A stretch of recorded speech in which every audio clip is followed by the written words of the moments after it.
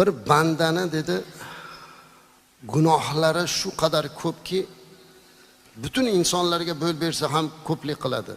Yer osmon to'lib ketgan. Mana shu bandani gunohlarini Alloh kechiradimi dedi. Qancha gunohlar qilgan bo'lsa, dunyoda gunohni turi borki, hammasini qilgan deyapti, o'zini aytayapti. Har bir mu'min musulmonda qalbiga o'y bo'lib, fikr bo'lib turgan, doim qalbimizdan joy olgan, Allohning rahmatini umidida turib bir banda sifatida Allohga iltijo qilib, tavba tazarruq qilib turgan bir bandalarimiz bugungi mavzu mana shu qalbimizni tub-tubidan chiqadigan tavba, istig'for, Allohga tavba qilish haqida suhbatlashamiz. Kullu bani adama xatoun. Dunyoda odam bolasi borki, u xato qiluvchi. Payg'ambarimiz alayhisolatu vasallam shunaqa deganlar. Odam bolasi borki, u xato qiladi. Mana shu xato qiladiganlarning yaxshisi deyapti, qarang, yaxshisi ham bo'lar ekan. O'zi xato bo'lsa, bu qanday yaxshi bo'ladi? Xato qiluvchining ham yaxshisi bo'ladimi? Lekin Rasulimiz alayhisolatu vasallam shuni aytibdilar. Odam bolasi borki, u xato qiladi. Ammo mana shu xato qiladiganlarning yaxshisi bu tavba qiladiganlari dedilar. Xato qilamiz, kamchiligimiz bor, lekin buning uchun tavba qilishimiz kerak. Tavba lug'atan olib qaraganda qaytish degan ma'noni beradi azizlar. Tavba deganda o'zi bir narsadan qaytish. Ya'ni banda gunohiga e'tirof qilib, Allohdan uyalib, Allohning azobidan qo'rqib, Alloh tomoniga qaytish azizlar. Ko'pchilik o'ylagandek tavba qildim, astag'firulloh deb qo'yishlikda o'zi tavba bo'lmay qoladi-da. Uni shartlari bor. Chin yurakdan aytilishligi bor, talablari bor. Shunday tavba qilsak, ana o'sha tavbamiz haqiqiy chin tavba bo'ladi. Bugun agarki men hozir shu yerda ishtirok etayotgan jamoatga o'zim bilan birga qo'shib gunohlari hech ham gunohim yo'q degan odam bormi ichimizda? Bir qo'lini ko'tarsin degan savolni bersam, hech qaysimiz ko'tara olmaymiz. Hammamizning gunohimiz bor. Lekin bitta xursandchiligimiz bor ekanki azizlar, Alloh bizni mag'firatiga olib, bizni sevganligi uchun bugun mana shu joyga jamlab qo'ydi-da. Alloh xohlagan uchun biz Allohning baytiga bugun kelib turibmiz. Alloh kechirguvchi zot. Allohning mag'firati ulug'. Shuning uchun hech qachon Alloh taolodan noumid bo'lmaslik kerak. La taqnatu min rahmatillahi deydi. Allohning rahmatidan noumid bo'lmang. Gunoh qildim, endi bo'ldi, mana hamma yo'g'im tugadi deb bo'lmaydi. Balki tavba eshiklari biz uchun hamisha ochiq ekanligini yodimizda tutishimiz kerak. Alloh Qur'oni Karimda bir nechta joyda tavba haqida bizga bayon beradi. Qur'onda 87 ta o'rinda Alloh tavbani haqida bizga ma'lumot bergan. 87 joyda tavbaga chaqirgan. Shuning uchun mu'min musulmon o'laroq azizlar, qilgan gunohlarimizni e'tirof qilib, tavba qilib borsak, Alloh taolo bizga juda ham katta va'dalarni beradi. Alloh Qur'onda aytadiki, astag'izu billah va tubu ilallohi jami'an ayyuhal mu'minun la'allakum tuflihun. Barchangiz Allohga tavba qiling ey mu'minlar deyapti Alloh taolo. Barchangiz Allohga tavba qiling ey mu'minlar, shoyatki najot topsalaringiz.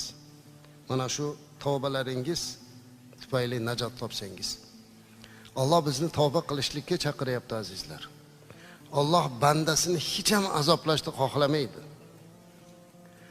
Nimaiki qilayotgan bo'lsak, nafsimizni shaytonning yo'liga kirib o'zimiz qilyapmiz. Lekin Alloh bandasini hech ham azoblashni xohlamaganligi uchun bizga tavba eshiklarini ochib qo'ygan. Alloh meni duoyimni qabul qilmasa kerak. Men shunchalik darajada gunohkormanki, Alloh meni tavbamni qabul qilmaydi, duoyimni qabul qilmaydi degan odam Alloh azza va jallani rahmatidan noumid bo'lgan. Esimizdan chiqarmasligimiz kerakki, azizlar, Alloh shaytonni ham duosini qabul qilgan. Biz bandasimiz. Shaytonni duosini ham qabul qilgan. Qanday qilib deysizmi? Shayton Allohga dushman bo'ldi. Allohning la'natiga uchradi. Rahmatidan, dargohidan quvildi. Shunda shayton aytdiki: "Ey Robbi, meni qiyomatgacha o'ldirmasligingni so'rayman" dedi. Bu ham duoda, so'rashda. Alloh taolo va'da qildi shaytonga. Seni qiyomatgacha bo'pti o'ldirmayman dedi. Shayton nima dedi? Va izzatika va jalalika. Seni izzating bilan, jalolliging bilan qasam ichaman. Qiyomatgacha endi men bandalaringni yo'ldan ozdiraveraman dedi. Alloh va'dasiga xilof qiladigan zot emas.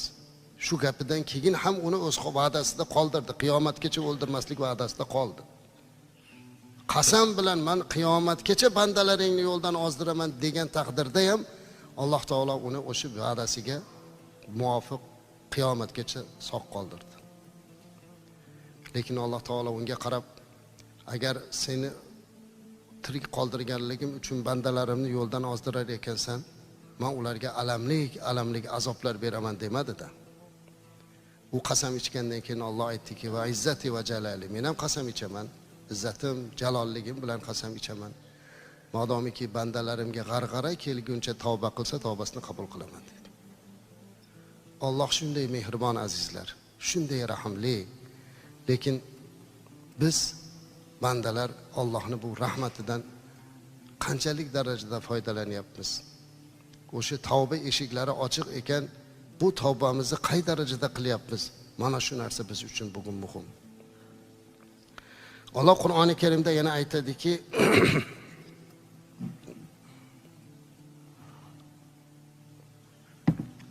barcha mu'minlarga siz bilan bizga nido qilib, ya ayyuhallazina amanu tubu ilallohi tawbatan nasuha deydi. Ey iymon keltirganlar, ey mu'minlar, sizlar Alloh azza va jallaga haqiqiy tavba qilinglar, chin tavba qilinglar, tawbatan nasuha. Chin yurakdan tavba qilinglar. Ya'ni qilgan gunohlaringizni e'tirof qilib, shu gunohni qaytib qilmaslikni va'da berib, pushaymonlik bilan, qalbimiz bilan, ya Rabbi, men mana shu gunohlarni qildim, meni kechir, men senga tavba qildim, men sen tomonga qaytdim deb Allohga tavba qilishlikda Alloh buyuryapti. Mana shunday tavba qilinglar. Robbilaringiz, shoyatki Robbingiz sizlarning gunohlaringizni o'chirib, qarang, tavbamiz uchun yana qancha va'da beryapti Alloh taolo. Qancha imkoniyat beryapti. Gunohlarimizni, tavbamizni sababli gunohlarimizni o'chirib, undan tashqari Alloh yana aytayaptiki, ostidan anhorlar oqib turadigan jannat bog'lariga kirgizsa. Ana Alloh aytayapti. Tawbatan nasuha asa robbukum an yukaffira ankum sayyi'atikum va yudkhilakum jannatin tajri min tahtiha al-anhar. Anhorlar oqib turgan jannatga kirgizsa, tavbalaringiz sabab. Shunday ekan, tavba qilishlikdan hech ham o'zimizni to'xtatmasligimiz kerak. Gunoh qilamiz, qasddan emas azizlar, bilmasdan bandalik bilan qilinib qo'yiladi. Ammo mana shu tavba o'sha gunohlarni hammasini yuvib turadi. Alloh azza va jalla Qur'oni Karimda yana bizga marhamat qilib aytadiki, albatta Allohning tavba qabul qilingan, faqat yomonlik gunohni bilmasdan qilib qo'yib, so'ngra tezlik bilan tavba qilganlar uchun muqarrardir. Alloh aynan o'shalarning tavbasini qabul qiladi. Alloh ilm va hikmat egasidir deydi mana sura Nisoda ham. Ya'ni banda bilmasdan jaholat bilan gunoh qilib qo'yadi-da, tezlik bilan tavba qilganlarni Alloh uni tavbasini qabul qiladi, tavbalarini maqbul aylaydi. Payg'ambarimiz alayhisolatu vassalam gunohlardan ma'sum edilar azizlar. Lekin o'zlari aytadilarki, ya yuhannas tubu ilalloh, ey odamlar, Allohga tavba qilinglar. Qilgan gunohlaringiz uchun Allohga tavba qilinglar. Vastagfiruhu va Allohga istig'for aytinglar. Fa inni atubu fil yawmi marra. Men Alloh taologa bir kunda 100 marta tavba qilaman dedilar. Payg'ambarimiz alayhissalom aytibdilar azizlar. U zot gunohlardan ma'sum edi. U zot butun olamlarga rahmat bo'lib kelgan zot edilar. Lekin bizga tarbiya uchun, namuna uchun aytibdilarki, qilgan gunohlaringizga tavba qilinglar. Men bir kunda 100 marta tavba qilaman deyaptilar. Biz necha marta qilyapmiz azizlar? Necha marta tavba qilyapmiz? Tavba deganda yana qaytarib aytamanki, bu tili bilan shunchaki kechirim so'rab qo'yishlik emas. Chin qalbdan gunohimizni bilgan holda e'tirof qilib Alloh taologa tavba qilish. Anas ibn Malik radhiyallohu anhu dan rivoyat qilinadiki, Payg'ambarimiz alayhisalom sahobalar bilan birga o'tiruvdilar. Bir yoshi ulug' bir odam kelib qoldi. Assosiga tayangan, asoga tayangan holda belilari bukilib qolgan, soqollari oppoq bo'lgan, hatto deydi qoshi o'sib ko'ziga tushib qolgan, shunaqa keksa bir odam. To'g'ri Rasulimiz alayhisolatu vasallamning oldiga kelib aytdiki, bir bandani dedi gunohlari shu qadar ko'pki, butun insonlarga bo'l bersa ham ko'plik qiladi. Yer osmon to'lib ketgan. Mana shu bandani gunohlarini Alloh kechiradimi dedi. Shunda Payg'ambarimiz alayhisalom unga qarab, u islomga kirdimi? U tavba qildimi dedilar. Ha deyodilar, kechiradi dedi. Qancha gunohlar qilgan bo'lsa, dunyoda gunohni turi borki, hammasini qilgan deyapti, o'zini aytibdi. Dunyoda gunoh degan narsa borki, hammasini qilgan bo'lsa ham dedi. Qancha fojirliklar, qancha gunohlar bo'lsa ham Payg'ambarimiz alayhisalom ha, Alloh kechiradi dedi. Haligi odam burilib sahoba aytadilar.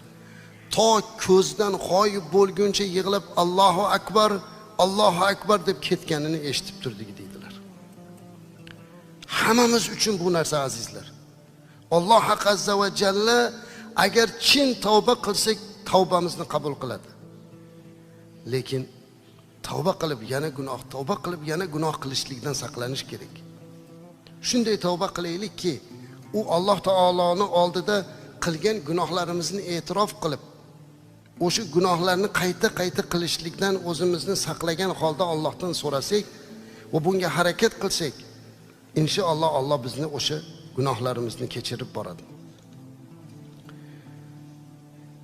Ibrohim Adham degan ulug' zot haqida rivoyat keladi. U zotga kelib bir odam murojaat qilgan. Bu yerda o'tirgan hammamizda shu savol chiqadi. Ibrohim Adham rahmatullohi alayhiga berilgan savol. Aytadilarki, ja'a rajulun, bir kishi kelib Ibrohim Adham rahmatullohi alayhi aytdilarki, men Alloh taologa gunoh qilsam tavba qilaman u, keyin yana o'sha gunohni qilib qo'yaveraman dedi. Tavba qilaman, yana qilib qo'yaman bilmasdan, jaholat bilan. Yana tavba qilaman, yana qaytib qo'yaman. Shunday tavba qilsam edimki, shu gunohlarni qilmasligim uchun nima qilsam bo'ladi? Yoki shu ishim to'g'ri bo'ladimi? Tavba qilib, yana qilib nima maslahat berasiz deb so'radi. Siz azizlarga va menga, hammamizga Ibrohim Adham rahmatullohi alayhini o'sha nasihatlarini aytib bermoqchi edim, ruxsat bersangiz. Qanday qilsak tavba qilib gunohlarga qaytmaymiz, buni o'rgatgan ekanlar. Aytibdilarki, alayka bi khamsi hisal, alayka bi khamsi hisal litakuna min ahli tavba va litatruka al-ma'asi. Senga debdilar 5 ta narsani o'rgataman. Shu 5 ta ishni qilsang gunohlardan tiyilasan, tavbada turasan. Gunohlarni, ma'siyatni tark qilasan. 5 ta narsani o'rgatdilar. Shu ishni qilib gunoh qilib yuraver dedi. Men aytgan 5 ta ishni qilasan-da, keyin o'sha gunohingni qilib yuraverasan dedi. Shu tavsiyani beryapti hozir siz bilan bizga. O'sha 5 ta narsani qilsak, mayli ekan, keyin gunoh qila olamiz ekan. Qani tavsiya. Ammo ular birinchi tavsiyani aytibdilarki, İza aradta an ta'siyalloha, modomiki sen Allohga gunoh qilmoqchi ekansan, shunaqa paydo bo'lib qoldi, bir ish qilyapmiz mana, yoshlarim shunday bir gunoh kelib qoldi. Shu gunohni qilmoqchi bo'lyapsanmi? Fala taqul min rizqillahi dedi. Unda Allohning rizqini yemay turgin dedi. Allohning rizqini yemasdan turib keyin o'sha qilgan gunohni qilgin. Haligi odam subhanalloh dedi. Subhanalloh. Kayfa'ada qanday bu? Hamma yo'q Allohning rizqi-ku meni olayotgan nafasimgacha. Qanday buni tark qilaman diyordi. Ibrohim Adham aytdilarki, Allohning rizqini yeb turib bo'lmasa sen qanday gunoh qilmoqchisan dedi. O'zingga shu savolni berdi. Allohning rizqini yeb turib keyin qanday gunoh qilmoqchisan bo'lmasa dedi. Qilmoqchi bo'lsang rizqini yema. Buni ilojisi yo'qmi? Demak gunohdan tiyiladi. Ikkinchi tavsiyani aytdilar. الثانية ikincisi إذا أردت أن تعصي الله فابحث عن أرض ليست لله فأعصيه هنالك. Agar gunoh qilmoqchi bo'lsang, unda Allohning mulki bo'lmagan joyga chiqib ket. Yerdan chiqib ketdi, boshqa Allohning mulkida bo'lmagan yerga borib, joyga borib, o'sha joyda gunoh qil dedi. Haligi kishi yana subhanalloh, qanday bo'ladi bu? Qana qilib men chiqib keta olmaymanki, butun yer va osmonning mulki lillahi mulkus samawati val ard. Yer va osmonning mulki Allohniki bo'lsa, qanday qilaman buni deganida, Ibrohim ham ey banda, Allohning rizqini yeb, Allohning yerida turib bo'lmasa qanday qilib gunoh qilmoqchisan dedi. Uchinchi tavsiyani ayting dedi. Uchinchini ham aytdilar. Aytdilarki, ida aradta agar Alloh taologa gunoh qilmoqchi bo'lsang, shunday bir joy topkinki, Alloh u yerda seni ko'rmasin dedi. Ya'ni Alloh ko'rmaydigan joyga borib qilaver dedi. Yana haligi odam subhanalloh, qanday qilib Alloh taolo butun yer yuzidagi har bir narsani ko'rib turgan bo'lsa, qanday qilib men bu narsani qila olmayman deganida, yana aytdilarki, ey banda, ey kishi dedilar Ibrohim. Allohning rizqini yeb, Allohning yerida yurib, Alloh qayerda bo'lsa seni ko'rib turganini bilib turib, qanday qilib gunoh qilasan bo'lmasa. U odam yana so'radilar, yana davom eting dedi. Ibrohim ham aytdilar, agar yana Alloh taologa gunoh qilishlik senda istagi paydo bo'lib qolsa, shu gunohni qilaverganda va jaa malakul maut, vaqtiki kelib seni joningni olgani Azroil, jon oluvchi farishta kelganda, unga qarab, menga ozgina imkoniyat berib turing, ozgina tavba qilib olay, ibodatlarim qilib olay, keyin jonimni olasan deb ayt dedi. Shunaqa bo'lsa gunohlaringni qilaver. Haligi odam subhanalloh, kim bunga qodir bo'ladi? Alloh Qur'onda istaizu billahi idza jaa ajaluhum la yastakhiruna sa'atan va la yastaqdimun. Bir kishini bu dunyodan o'tish soati kelsa, uni bir soniyaga kechiktirib ham, tezlashtirib ham bo'lmaydi-ku. Qanday qilib men buni malakul maut qaytaraman deganida, Ibrohim ham aytdilarki, ya rajul, ey kishi, Allohning rizqini yesang, Allohning yerida yashasang, Allohdan qochadigan joying bo'lmasa, hatto malakul maut kelganda buni qaytarishingning imkoniyati yo'q bo'lsa, qanday qilib gunoh qilishga jur'at qilasan dedi. Oxirgi 5-sini aytingchi deganida, 5-sini aytdiki, qiyomat bo'lganda dedi, gunohlaringni qilaver, qancha gunoh bo'lsa qil. Lekin qiyomat bo'lganda do'zax farishtalari seni o'zlariga tortayotgan mahalda, men u yerga emas, boshqa joyga boraman deb aytasan deganda, u banda yig'ladida buni qila olmayman dedi. Bu hech kimning qo'lidan kelmaydi.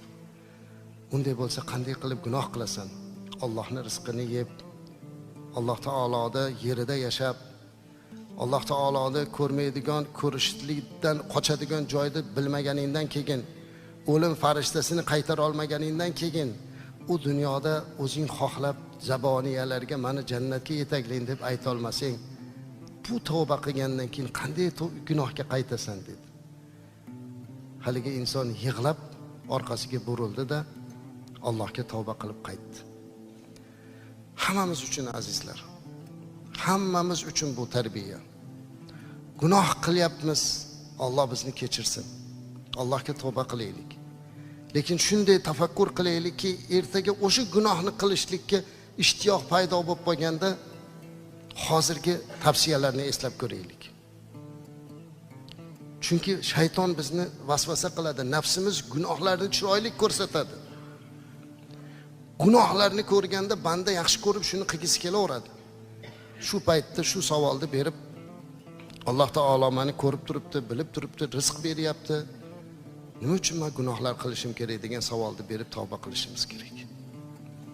Bugun imkoniyatimiz borligida azizlar, mana shu tavba eshiklari ochiq mahalda agar gunohdan to'xtab tavba qilsak, Alloh bizga juda katta ne'matlarni, ya'ni o'sha tavba qiluvchilarga beriladigan hamma ne'matlarni beradi. Rasulimiz alayhisolatu vasallam aytadilarki, "At-taibu minaz-zambi kama la zamba lahu." Gunohlariga tavba qiluvchi kishi go'yoki gunoh qilmagan bilan barobar bo'ladi. Gunohlarga tavba qiluvchi kishi go'yoki gunoh qilmagan bilan barobar bo'lar ekan. Ana shuning uchun biz albatta gunohlardan o'zimizni saqlasak, tavba qilsak, Alloh azza va jalla bizni xuddi gunoh qilmagandek qilib qo'yar ekan. Faqatgina chin tavba qilsak. Endi aytadilarki ulamolar, tavba gunohlarini ham turlari bo'lar ekan. Gunohlarning turlari bo'lar ekan. Birinchisi bu shunaqa ekanki, banda bilan faqat Allohning orasidagi, baynal abdi va baynalloh, Alloh va bandasi orasidagi gunohlar. Ya'ni Alloh azza va jalla qilma degan ishlarni qilib qo'yamiz, qil degan ishlarni qilmaymiz. Aroq ichib qo'yadi, zino qilib qo'yadi, boshqa ishlarni qilib qo'yadi. Bu banda bilan Allohning orasidagi gunoh ekan. Bunda Alloh azza va jalla gunohlarimizga tavba qilsak, qattiq tavba qilishligimiz kifoya bo'lib, Alloh o'sha tavbalarimizni shoyatki qabul qilsa bizni gunohimizni kechirgay. Ammo ikkinchi bo'lar ekanki, bu banda va Alloh yana bir banda orasidagi gunoh. Birortasini haqqini yeb qo'yganmiz. Bir odamni g'iybat qilib qo'yganmiz. Ya'ni bizi gunohimizda boshqa odamni sababi ishtiroki bor. Mana shu holatda Allohga tavba qilishlik bilan birga haligi odamni haqqini bermagunimizcha tavbamiz o'tmaydi ekan sizlar. Bu muhim narsa. Bugungi kunda ko'pchiligimiz mana shu gunohlarni qilyapmiz. Banda bilan Allohning orasidagi gunohimizdan tashqari boshqa bandalarning haqlariga tajovuz qilishlik, sha'nini, obro'sini yerga urishlik, haqqini yeb qo'yishlik, haqorat qilishlik, ertaga qiyomat bo'lganda qanday qilib buni ado qila olamiz ekan? Qolaversa buni ado qilmagunimizcha Alloh bizning tavbamizni qabul qilmasa. Shunday ekan, bu narsadan o'zimizni juda ham ehtiyot qilishimiz kerak.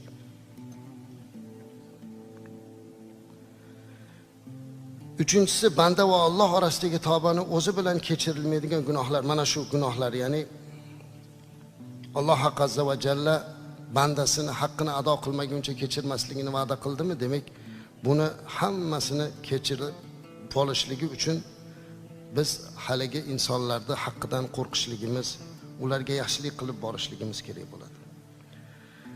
Qilgan ishimizga nadomat va pushaymon yeb o'sha gunohlarni qaytib qilmaslikka Allohga va'da qilishimiz kerak ekan. Aytadilarki, Hasan Basri rahmatullohi alayhi o'z davrlarida bir qancha odamlar kelib, ba'zi bir holatlaridan u zotga shikoyat qildilar. Birlari aytdilarki, yurtimizda shunaqa bir qurg'oqchilik bo'lyapti, taqsir, nima qilaylik deyodilar, istig'for ayting dedi. Yana ikkinchi odam kelib kambag'allikdan, uchinchisi esa farzandsizlikdan shikoyat qildi.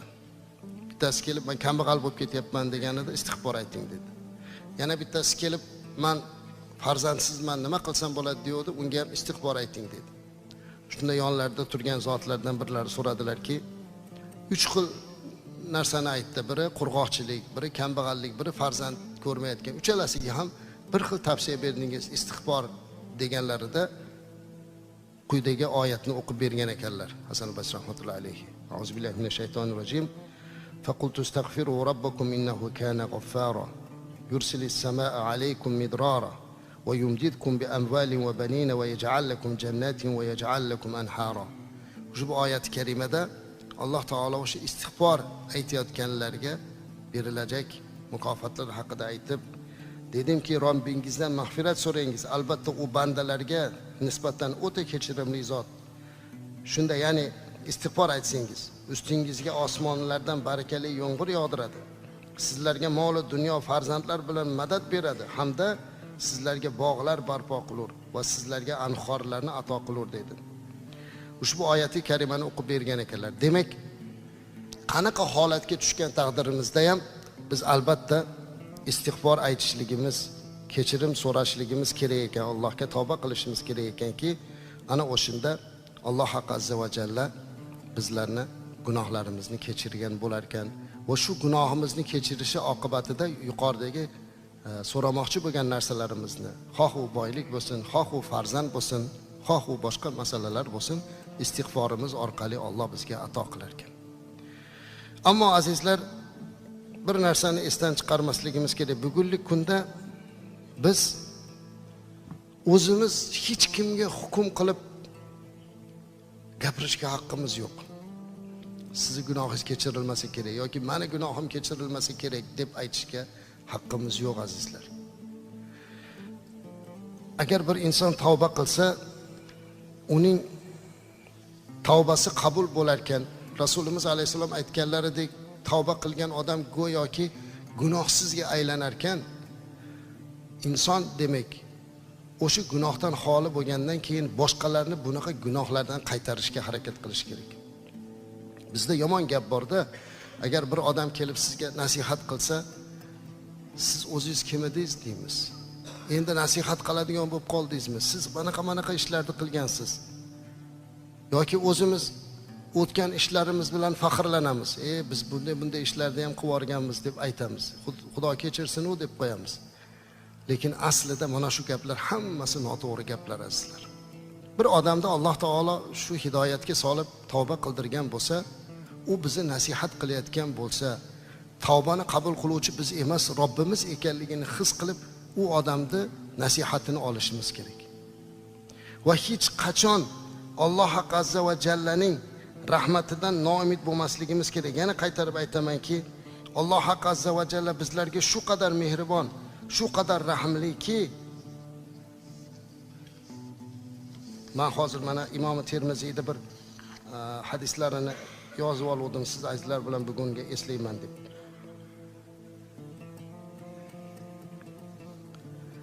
Ushbu hadisni eshitganingizda, bu hadis quddusiy, Alloh taoloning aytiladi, Allohning so'zi azizlar.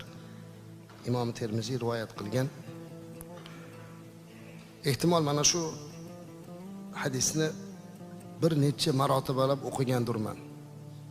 Lekin har o'qiganimda azizlar, vujudim shunday bir titreydiki, Allohga bo'lgan muhabbatim shu darajada oshadiki, Allohdan uyalishim shu darajada kuchayadiki, buni tilim bilan aytishga ojizman.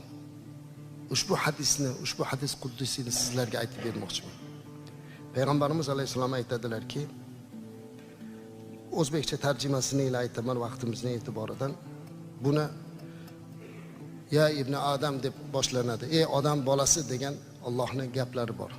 Ey odam bolasi deb bizga nido qiladi, bizni chaqiradi. Alloh aytayaptiki, ya ibn Adam, ey odam bolasi, ey odam bolasi, sen menga duo qilding, mendan umid qilding. Men esa seni gunohingga ahamiyat bermasdan kechirib yubordim. Ey odam bolasi, agar gunohlaring osmon buluticha bo'lsa ham menga istig'for aytsang, gunohingni kechirdim. Ey ibn Adam, ey odam bolasi, agar menga yer to'laligicha xatolar bilan kelib, so'ngra menga biror narsani shirk keltirmasdan yo'liqsang, yerni to'laligicha mag'firat bilan boraman dedi Alloh taolo. Sizga va'da beryapti azizlar, bizga va'da beryapti Alloh taolo. Agarki tavba qilsak, Alloh taolo shunday zot ekanki, bandasiga imkoniyat beryapti. Tavba eshigini ochib qo'ydi. Bizdan avvalgi ba'zi ummatlarga tavbasini qabul qilishlik uchun juda qiyin shartlar qo'yilgan. ma'lum bir amallarni qilish kerak bo'lgan, o'zlariga azoblar bergan, yillab ba'zi narsalardan o'zini olib qochgan, uzlatga chiqqan, shunaqa holat bo'lgan. Ammo ummati Muhammad alayhisolatu vasallamga Alloh imkoniyat beryaptiki, hozir shu joyda o'tirib, mana shu masjidda o'tiribmiz, hozir shu yerda o'tirib, mana hozir Allohning bizga aytgan gapini eshitib turibmiz. Bandam, qancha gunoh qilgan bo'lsang ham qo'lingni menga ochib duo qilsang, men duoingni qabul qilyapman, deyapti. Ey odam bolasi, qancha gunohlaring bilan meni oldimga kelsang-u, ammo menga hech kimni sherik qilmagan bo'lsang, men o'sha dunyolarni to'ldirib yuborgan gunoh bilan kelsang ham, o'sha dunyolarni barobarcha mag'firatim bilan qarshi olaman, deyapti. Shuni eshitib turib, hozir bu yerda bir-birimizga aytish shart emas. İçimizden, qalbimizdan o'tkazib, Allohim meni gunohimni kechir deb qo'yishligimiz, tavba qildim, shu gunohlardan qaytdim deyishligimizni o'zi bizga mana shu imkoniyatni beradi. Ummatni boshqa ummatdan farqini qarang. Mana bu ishlarni qilishing kerak, o'zingga azob berishing kerak, mana buni yemasliging kerak. Ba'zi ummatlarda shunday bo'lgan, butun umr mana bu ishdan kechishga unaqa demayapti. Gunohlaringga tavba qil, tamom. Tavba qilsak, Alloh bizni gunohimizni kechiradi. Va shu barobarida azizlar, bir narsani aytib qo'ymoqchimanki, bugun biz Alloh azza va jallani mag'firati haqida gaplashib, Allohning rahmati hamma narsadan ulug' ekanligini, har qanday gunohkorni tavbasini qabul qilar ekan deb turgan bir bandalar, Allohni mana shunday bir kechirimli ekanligini o'rganib turgan bandalar, bugun biz endi bir-birimizni qanchalik darajada kechira olmayotganligimizdan uyalishimiz kerak. Biz o'zimiz kechira olmayapmiz bir-birimizni. Gunohlarimiz yer va osmonni to'ldirib yuborgan bo'lsa ham Alloh taolo meni kechiradi, mana tavba qilsam deb turibmiz-u. Lekin bir ota-onadan tug'ilgan jigarimizni kechira olmayapmiz. Kechira olmayman deydi. Bir marosimga borsak, katta bir tadbir qilgan aka-uka o'tiribmiz, ukasi yo'q ekan, o'sha yerda turgan odam so'rab qoldi. "Ey birodar, bugun mana shu izdihomingizga ukangizni chaqirasiz deb o'yladik, chaqirmadingizmi?" deyapti. Men tanimayman endi marosimda. Haligi odam aytdiki, "Yo'q, ukamni chaqirmadim." Ha, unday qilmang deb nasihat qila boshlashdi tanishlar, qo'shnilar, qarindoshlar, jigarsizlar, aka-ukasizlar. Keyin u odam aytibdi, "Sizlar bilmaysizlar. Hamma o'zidan o'tganini o'zi biladi.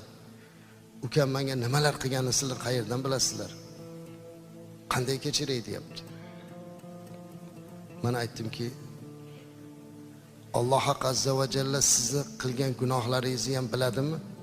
Ha, biladi. Shunday gunohlaringiz borki, hozir bizga o'sha gunohlaringizni aytsangiz uyalib qolasizmi? Ha, uyalib qolaman. Alloh shuni ham kechirishni va'da qilib turganda siz nima uchun ukangizni kechira olmaysiz? Nima uchun? Nega bir-birimizni kechira olmasligimiz kerak? Qolaversa azizlar, bu gaplar shunchaki bir bugun jumani vaqtini o'tkazishlik uchun eslanmayapti. Ehtimol bu yerda o'tirgan ba'zi bir yoshi ulug'lar, ahli ilm ustozlar, boshqalar o'tiribdi. Tavba haqida yuzlab mendan ham ko'ra ko'proq hadis o'qiganlarimiz bordir. Necha marta tavba haqida ma'ruza eshitganimiz bordir. Tavba haqida hozir har qanday mo'min musulmonni turgizib so'rasam aytib berasiz. Hammamiz ham aytib beramiz.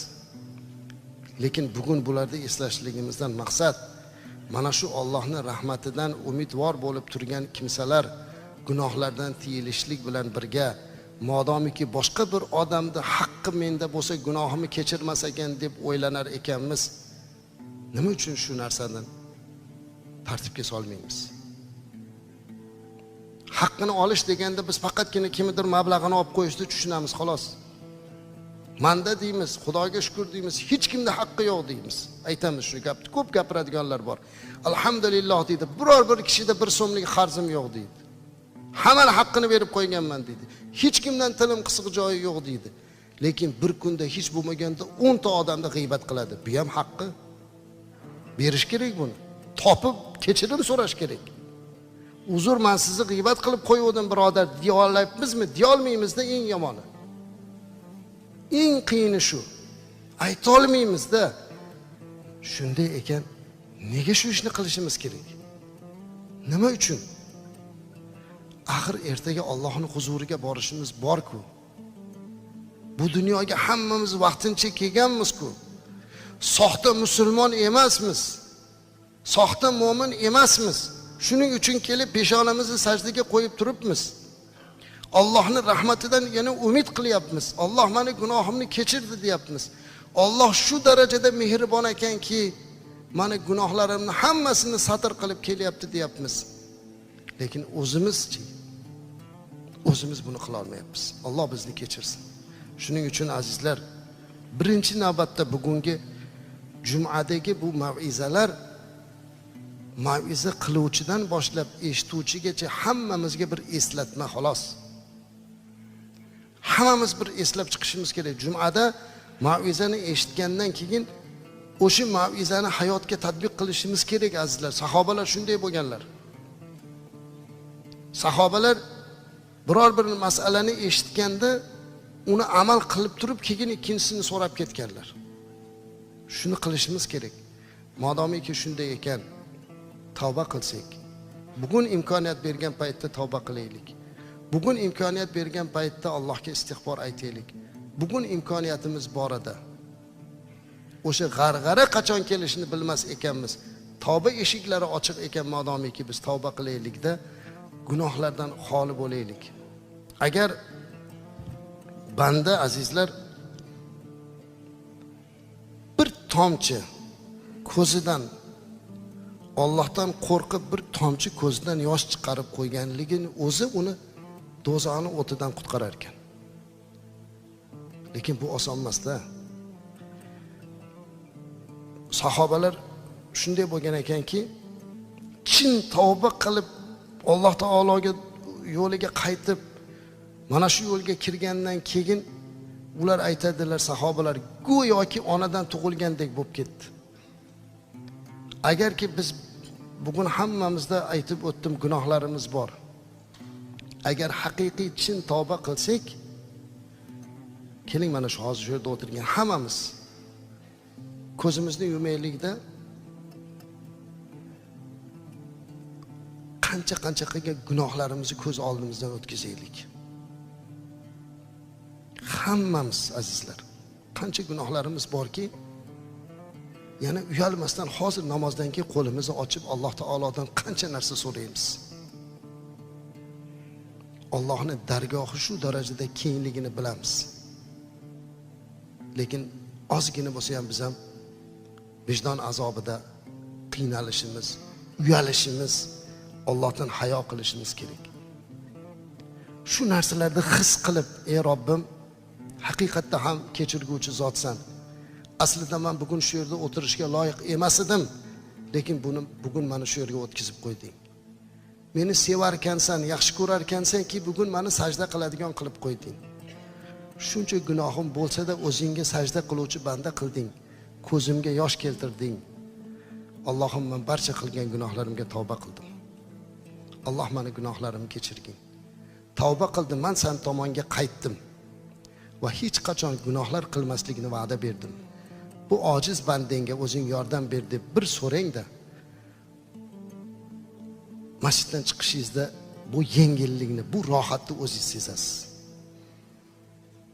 Bu narsani o'zimiz sezamiz azizlar. Faqatgina biz shuni yurakdan qilmaymiz. O'sha istig'for aytayotganimizda ham aqlimiz joyida bo'lmaydi. Boshqa narsalar bilan ovora bo'lamiz. Agarki biz shunday tavba qiladigan bo'lsak, hamma gunohlardan qutulib, Alloh bizni mag'firatiga olsa, dunyoda eng baxtli bandalarga aylanacakmiz. Duo qilaylik. Bismillahirrohmanirrohim. Astagfirulloh, astagfirulloh, tavba ilayh. Allohim bizni o'zing gunohlarimizni kechirgin. Tavbalarimizni qabul aylagin. Allohim duoga qo'l ochtirgan hamma bandalaringni va bizlarda oila a'zolarimiz, mo'min musulmonlar hammalarimizni o'zing gunohlarimizni kechirib, to'g'ri yo'lingda sobit qilgin. Ya Rabbi, bir-birimizga mehrimizni oshirgin, kechirimli qilgin. bizlarni gunohlardan o'zing to'xtatgin, shaytonni sharridan, shaytonni hillasidan sendan panoh so'raymiz. Biz ojizmiz, o'zing yordam ber ya Rabbiy. O'tib ketgan ota-onalarimizni, o'tgan ajdodlarimizni ham o'zing mag'firatingga olgin. Duoga qo'l ochib turgan hammamiz o'sha Qur'onda kelgan tavba qiladigan, tavbatun nasuha qilguvchilardek, tavba qiluvchilarning eng yaxshisi degan payg'ambarimiz alayhisolatu vasallam xato qiluvchilarning yaxshisi tavba qiluvchi degan hadisga muvofiq chin tavba qiluvchilardan bo'lishligimizni muvofiq aylagin. Va sallallohu ta'ala ala xayr xalqi Muhammad va ala alihi va sahbihi ajma'in. Allohu akbar.